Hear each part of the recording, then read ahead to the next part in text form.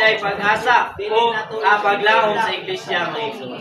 Salamat sa Ginoo nga kung wala ang mga batanon, wala gyud mo rise up sunod nga generation mga igsoon. Nang pinaagi sa mga batanon, nagkinahanglan sa mga tatay o sa mga nanguna nga mga tima nato mga igsoon.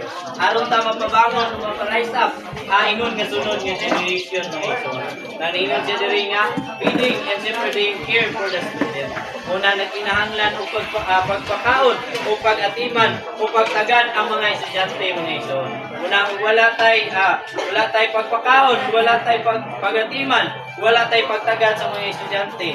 Una makawang lang mga igsoon. Una nagkinahanglan na ita og pagtagad, pagpakaon o pagtagad mga igsoon. Una salamat sa Ginoo nga sa atong mga college na mga igsoon nga nag-eskwela, kinahanglan gyud ta mga igsoon og church life mga igsoon. Aron ta makapadayon diya sa atong iglesyanon nga kinabuhi. Nagidasig sa video mga igsoon ba dito